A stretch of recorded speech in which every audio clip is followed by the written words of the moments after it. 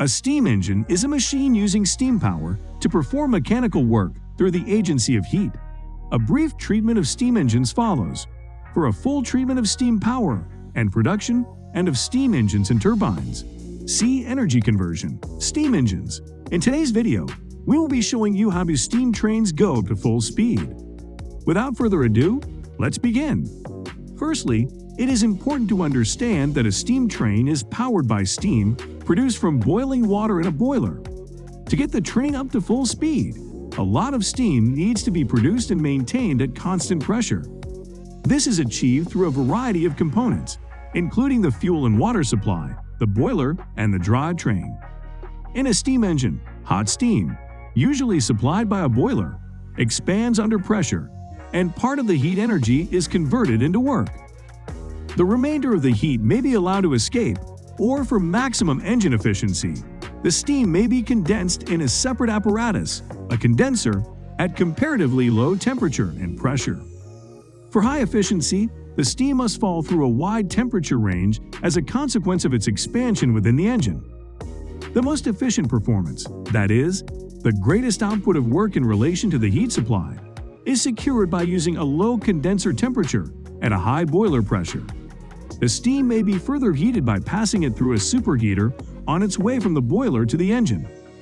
A common superheater is a group of parallel pipes with their surfaces exposed to the hot gases in the boiler furnace. By means of superheaters, the steam may be heated beyond the temperature at which it is produced by boiling water. The fuel and water supply is an important component of the steam train.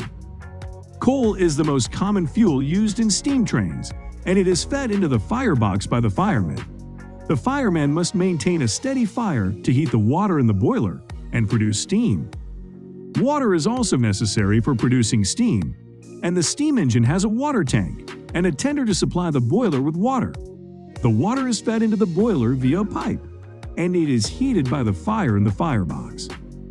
Once the water in the boiler reaches boiling point and steam is produced, the steam is directed through a series of pipes and valves to the drivetrain. The drivetrain consists of a series of pistons, cylinders, and wheels, and it is responsible for converting the energy from the steam into motion. When the steam is directed into the cylinders, it pushes the pistons back and forth, which in turn drives the wheels. The wheels are connected to the drive shaft, and the motion of the wheels causes the locomotive to move forward. The amount of steam that is directed to the cylinders is controlled by a throttle, which regulates the amount of steam that is released. To achieve full speed, the fireman must maintain a steady fire, and the engineer must regulate the amount of steam that is released through the throttle. The pressure in the boiler must also be maintained at a constant level, and this is achieved through a pressure gauge and safety valve.